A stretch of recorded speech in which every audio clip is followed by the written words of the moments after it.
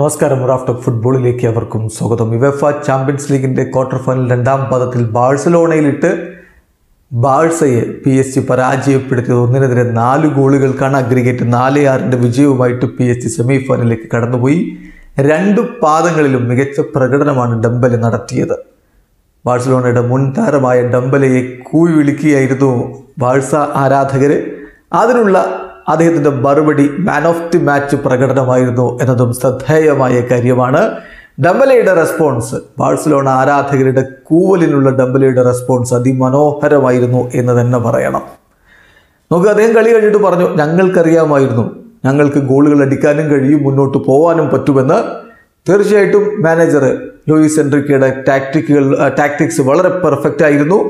എല്ലാവരും സ്വയം വിശ്വസിക്കുന്നു. അതിൻ്റെ ഒരു പ്രതിഫലനം കൂടിയാണ് ഈ വിജയം എന്ന് ഒസ്മാൻ ഡംബലെ ഇന്നലത്തെ കളിക്ക് ശേഷം പറഞ്ഞു. അതിമനോഹരമായ പ്രകടനമാണ് അദ്ദേഹം നടത്തിയത്. നോക്കുക, 71 ടച്ചുകൾ, ഒരു ഗോള്, 5 ഷോട്ടുകൾ ഉതിർത്തു, 1 ഓൺ ടാർഗറ്റ്, ഒരു കീ പാസ്, 6 ഡ്രിബിളിംഗ് അറ്റംപ്റ്റുകൾ, 4 സക്സസ്ഫുൾ, 10 ഡ്യുവൽസിൽ 6 വിജയിച്ചു, ഒരു പെനാൽറ്റി അദ്ദേഹം വൺ ചെയ്തു. അങ്ങനെ ബാഴ്സലോണ ആരാധകരുടെ കൂവലിന് പെർഫെക്റ്റ് മറുപടിയുമായിട്ട് ഇതാ ഒസ്മാൻ ഡംബലെ. വീഡിയോ അവസാനിക്കുന്ന ഫുട്ബോൾ ലോകത്തെ കൂടുതൽ വിശേഷങ്ങളുമായി റാഫ്റ്റ് ടോക്സ് വീണ്ടും എത്താം.